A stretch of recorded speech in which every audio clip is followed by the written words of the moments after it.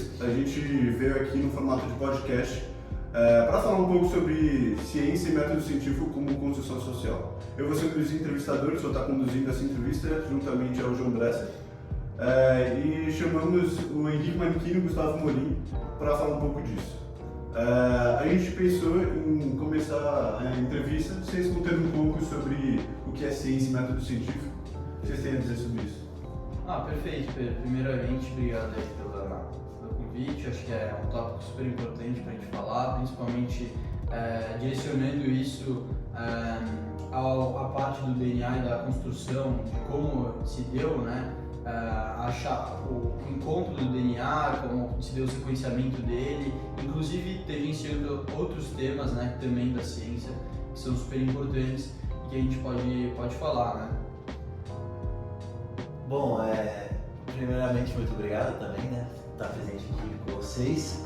Bom, falando um pouco de ciência, a gente pode entrar em milhões de âmbitos, assim, tem infinitas coisas para se descobrir, tanto para se discutir. Mas eu acho que no mundo contemporâneo que a gente está vivendo aqui, a gente pode dizer muito sobre o conceito da caixa preta, né? Perfeito. Desculpe interromper, mas eu não sou familiarizado. O que é caixa preta? Bom, a caixa preta é um conceito de que, por exemplo, a pessoa que não domina da área da ciência, ela tem que aceitar e pronto. Ela tem que aceitar o que está apresentado para ela como se fosse uma caixa preta que fosse indiscutível e imutável. Você tem que aceitar, pronto e acabou. E pode lembrar da nossa leitura lá do livro, como que é? Então, na verdade a caixa preta, a gente pode dizer que, bom, muitos devem pensar no conceito de caixa preta do avião como alguma coisa que guarda, mas na verdade é um pouco diferente.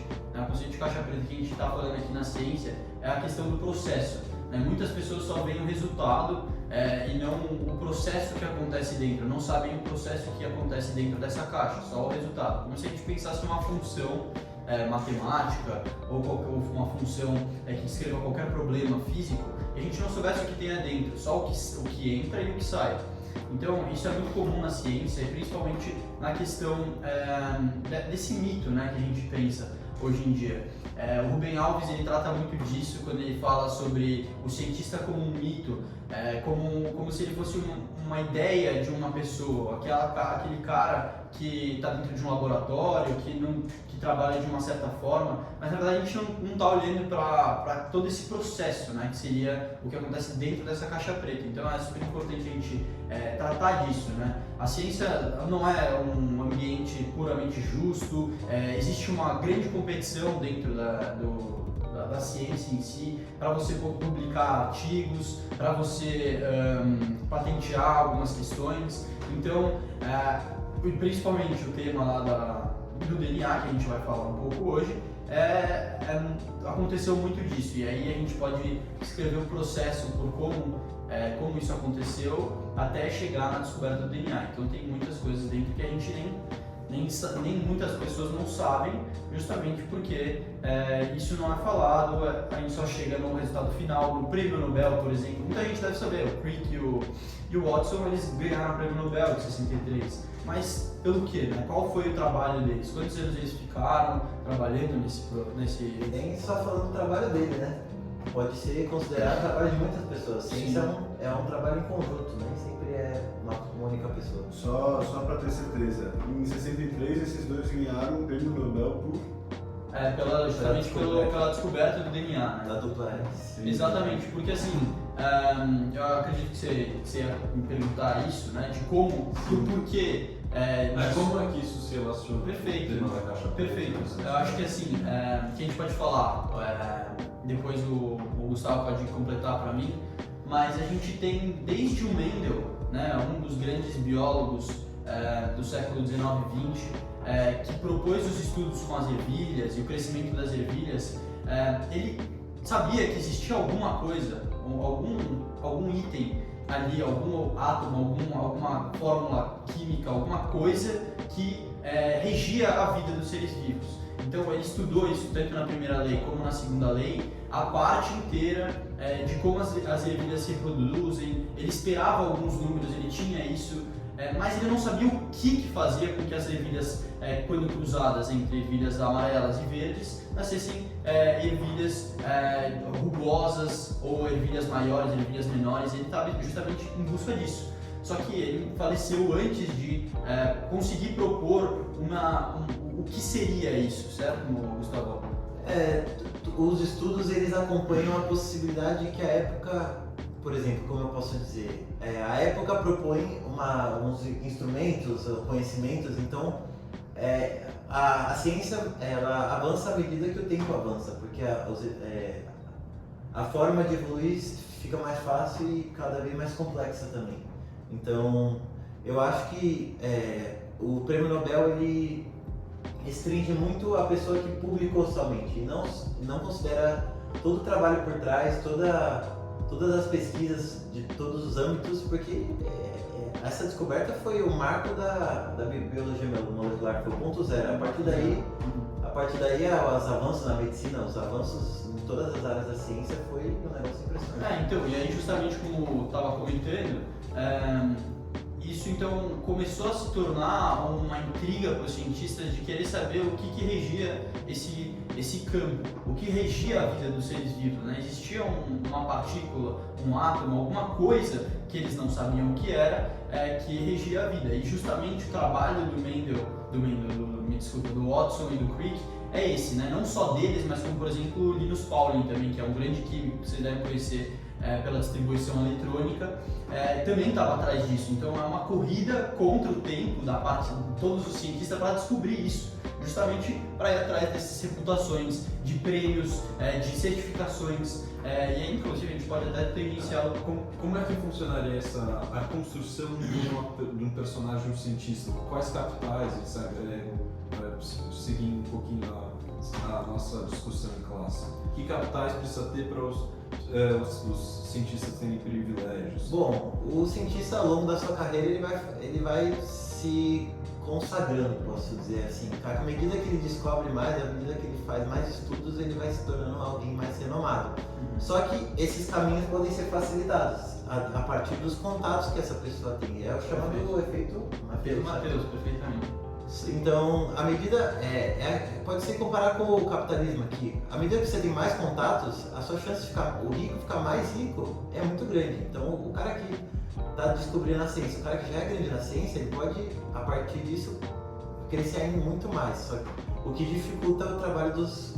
Então assim, a gente pode até falar, o próprio Watson, né, da descoberta do DNA, ele está dentro desse efeito Mateus, né, definindo justamente assim, o efeito Mateus seria justamente isso que você estava falando, são fatores que contribuem para que os indivíduos, os cientistas, né, uma passagem bíblica, né, na verdade, o que significa o efeito Mateus, é uma passagem bíblica que diz que aquele que tem sempre terá mais, enfim.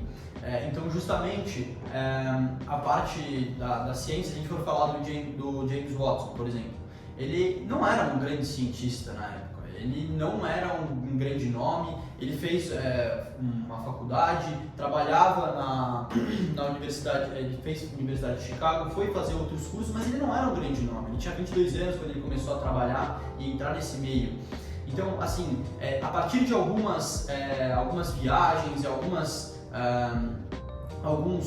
alguns lugares que ele frequentava, que ele começou a ganhar um pouco de corpo dentro da ciência. Então, depois o Wilkinson, que também vai ser um dos caras que vai contribuir para o sequenciamento e para encontrar de fato as fórmulas e a sequência do DNA, ele vai convidar o Watson para ir trabalhar na universidade na Inglaterra, e aí é onde ele vai conseguir ter acesso a grande quantidade do maquinário muito imponente para a época, né, que vai ser utilizado para você fazer os estudos do DNA, então que era a questão do raio-x, e na época a Inglaterra era o lugar com melhor equipamento, com mais preparo. Então é justamente disso, né? Esses benefícios o Watson acabou tendo conforme foi crescendo na sua carreira. Né? Não necessariamente ele já nasceu dentro disso, mas ele construiu. Né? Então, por exemplo, se a gente for falar de uma questão como essa, o Linus Pauling, que era outro cara... Era um dos mais renomados de todos da química, da história da química. Ele é muito grande. Sim, é um cara que tinha muito benefícios por conta do efeito Matheus. Então ele tinha acesso a todos os materiais que ele queria, ele podia ter os laboratórios que ele se interessava em trabalhar. Então, assim, essa questão justamente que você estava comentando sobre você ter benefícios dentro da ciência é muito interessante, né? Nem sempre, justamente trazendo de volta aquele conceito da caixa preta, nem sempre as pessoas sabem disso. Né? Nem sempre as pessoas têm noção de que o processo, isso faz parte do processo, então nem sempre o cara que talvez seja o mais renomado, o cara que mais estudou e o cara que tem capacidade para isso, nem sempre vai ser o cara que vai chegar lá, né? Justamente porque ele não tem os contatos necessários. Perfeito. Se vocês puderem trazer um pouquinho para a ideia do código DNA, quais foram os benefícios que o Watson conseguiram, por que eles conseguiram chegar no projeto Genoma e não o Linus Pauling, que era um dos mais renomados na época, que esses underdogs conseguiram. Tá. Então assim, como eu estava dizendo, o Watson, que foi um dos caras mais importantes, ele foi a uma, agora falando do exemplo em si, ele foi a Nápoles escutar uma palestra do Wilkinson, como eu tinha dito, e lá ele viu que o cara, ele entendia muito, ele sabia muito da questão do raio-x e dessas fotografias realizadas para você poder fazer os cálculos e entender o DNA. Existe uma foto aí, depois a gente pode colocar em edição para vocês verem a foto que mostrou. Ela foi gerada a partir dessa concepção que o Wilkinson estava apresentando lá na Itália, em Nápoles. E aí o Watson entendeu e falou assim, cara, eu tenho muito interesse em trabalhar nisso, eu gostaria de pedir uma transferência para ir para Cambridge. E aí ele foi trabalhar no laboratório de Cavendish, que é o laboratório, nessa época, como eu estava dizendo, em Inglaterra, com um grande investimento, principalmente nessa parte da corrida pelo DNA, e tinha muito acesso a isso. Então, quando ele vai frequentar o laboratório de Cavendish, ter acesso, por exemplo, a Rosalind Franklin, que era uma mulher que era especialista nisso e contribuiu demais para chegar a esse ao encontro do DNA, da forma que o DNA se dá, que é a dupla hélice, como o Gustavo tinha falado.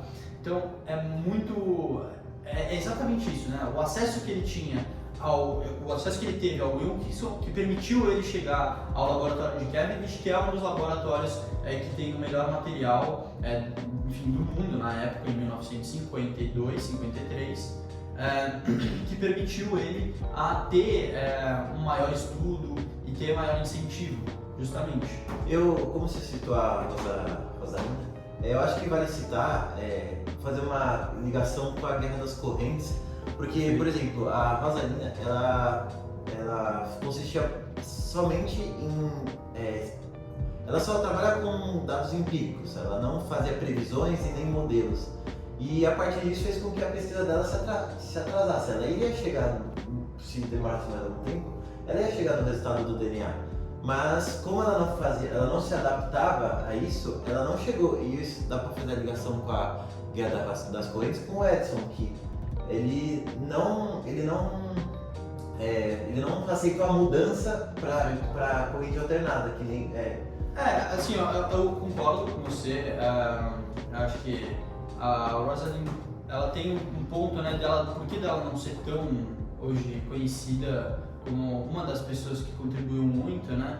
Eu acho que é a única do trio ali que ganhou. Era o quarteto, né? Que era o Wilkinson, o Watson, o Crick e ela.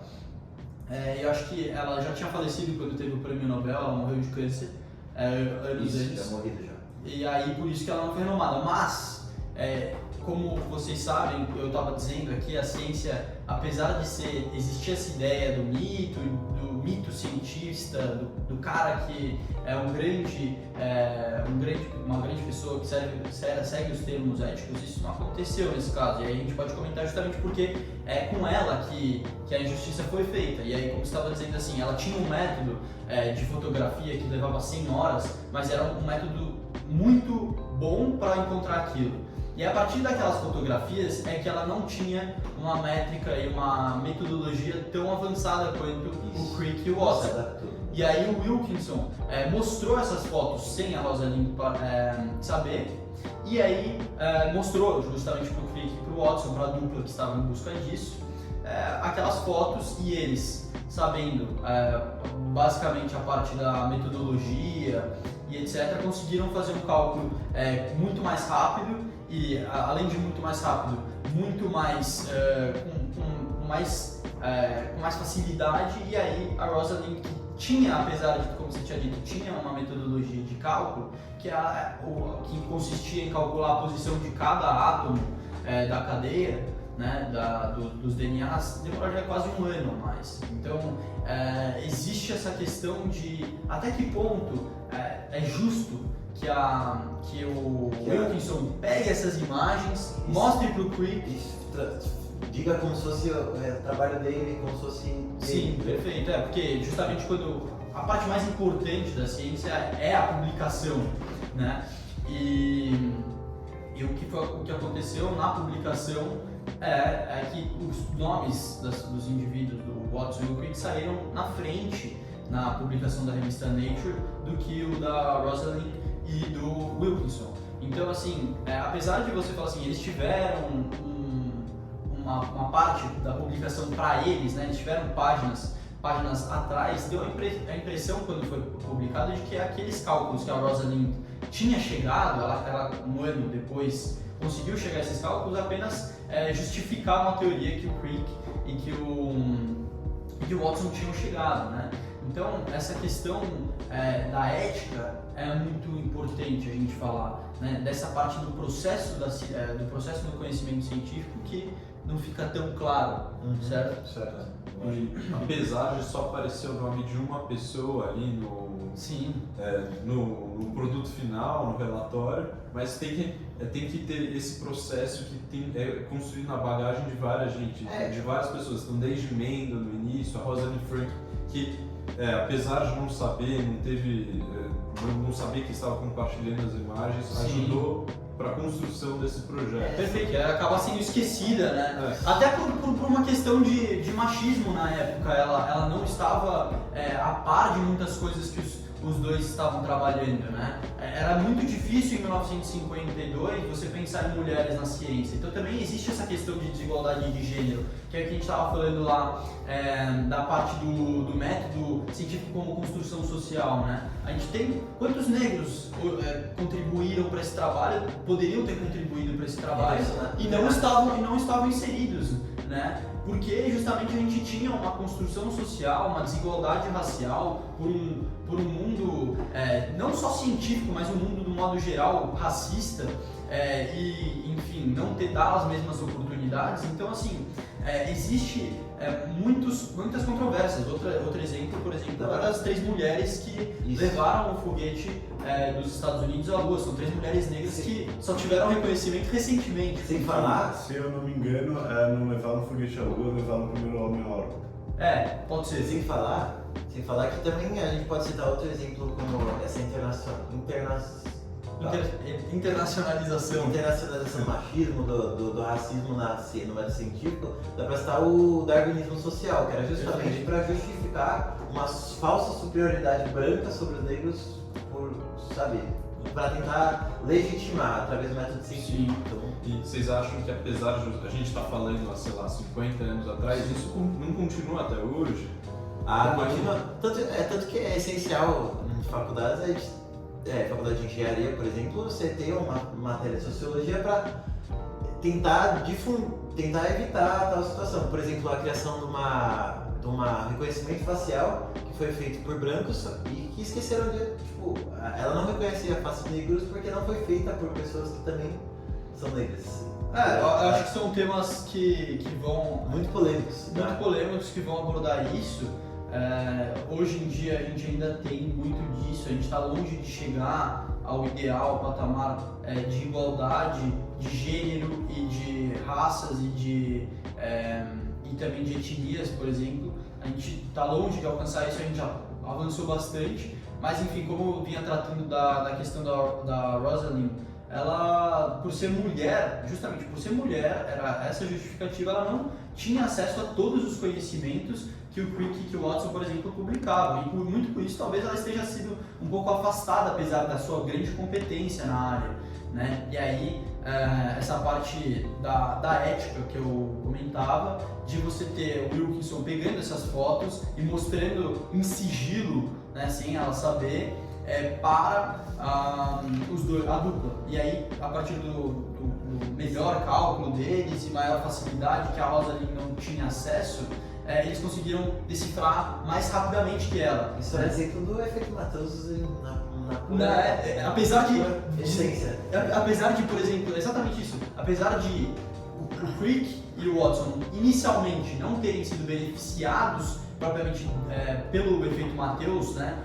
Você comparar ele junto com o Linus Pauling, que é um cara muito mais renomado, que já tinha diversos prêmios, já tinha feito diversas teorias da química, eles depois vão, apesar de chegarem lá, tá corroborando com o próprio efeito Matheus contra aquela mulher, a Rosalind Franklin, que acabou não estando incluída como o grande nome da descoberta, né? Porque a foto dela que foi fundamental para que eles dois chegassem à conclusão. Claro, eles são grandes cientistas, isso a gente tem que deixar claro. Mas os créditos têm que ser distribuídos igualmente, exatamente. Porque você pode considerar uma descoberta feita por um time de futebol. Sem a defesa não sai gol também.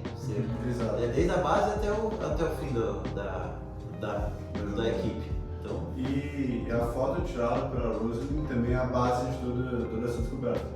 E eu tenho dois questionamentos que eu tenho para vocês e gostaria de saber um pouco da opinião também. O primeiro é essas fotos roubadas. Se você acha que fosse um homem no lugar da Rosalind, você acha que teria sido tão fácil ou se ele teria chegado a um acordo? E o segundo questionamento a opinião de vocês. Vocês acham que vale mais a pena o mundo inteiro ter essa descoberta tão importante um ano antes, que foi o caso que a dupla descobriu, ou a Rosalind ter realmente ter feito parte e... Não ter feito parte, ter seus méritos e descobrir isso feito parte efetivamente na hora da publicação, ter os créditos que ela merecia. Bom, falando da primeira pergunta, eu acho que se a Rosalind fosse homem, assim, depende do efeito Matheus principalmente, eu acho. É óbvio que o fato da Rosalind ser uma mulher, isso faz com que ela esteja, na época, abaixo do nível social. Por exemplo, é o que eu quero dizer, ela esteja menos favorecida, justamente porque perfeito. Existia um machismo muito grande, é isso. Isso, perfeito. E com isso, se fosse um homem, talvez o efeito Matheus dele fosse, a sua posição socialmente fosse maior. Só que talvez fosse um pesquisador como qualquer outro e não tivesse tanta importância. Eu acho que sim, isso que você estava falando. O fato delas depende muito, assim, se a gente pegar os mesmos estudos que ela fez, os mesmos prêmios que ela ganhou, muito provavelmente ela seria mais respeitada dentro daquele meio. Talvez isso não tivesse acontecido, inclusive talvez ela tivesse feito uma associação junto com os outros dois, com o Crick e com o Watson, para ter ganho um nome mais importante. Talvez isso pudesse acontecer, é difícil.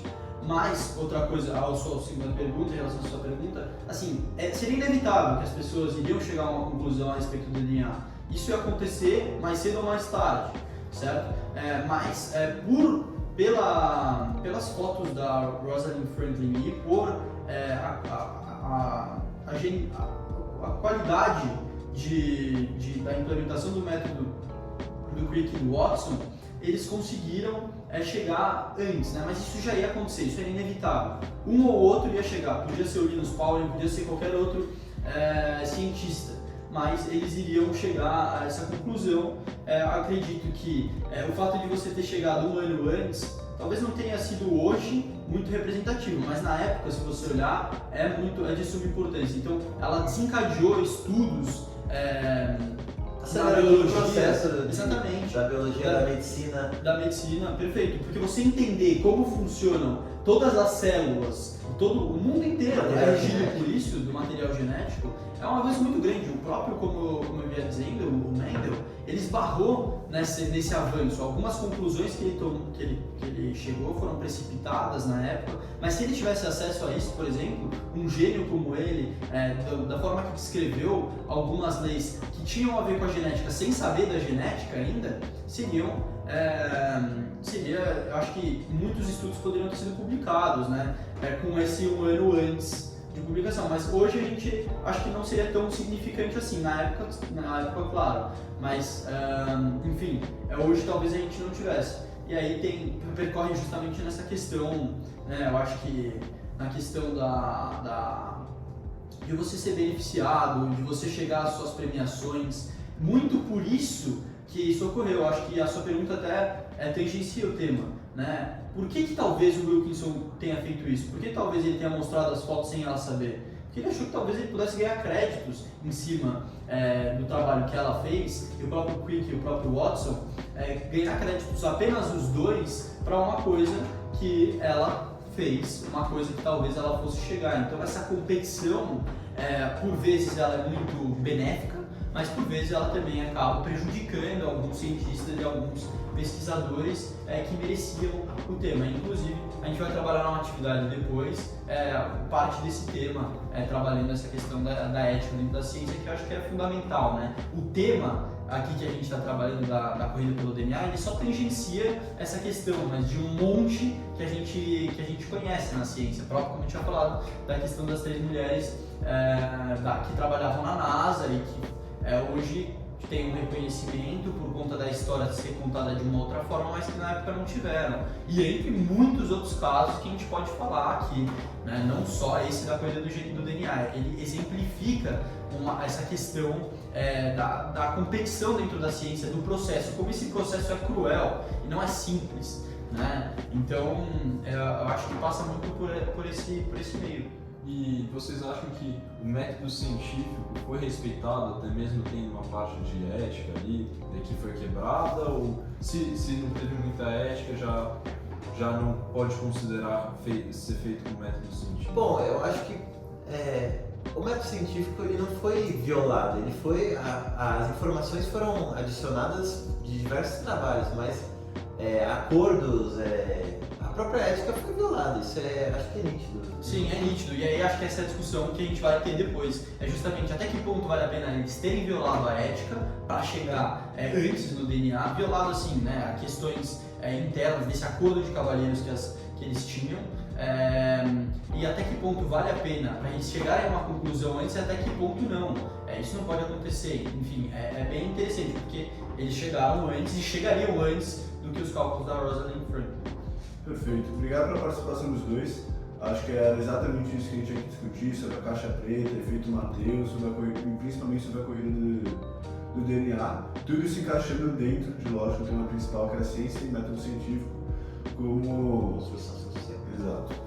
E obrigado pela participação de vocês. A partir de agora, a gente vai fazer um case para vocês discutirem na classe, mas acho melhor meus companheiros falarem melhor sobre isso. Obrigado pela participação. Obrigado.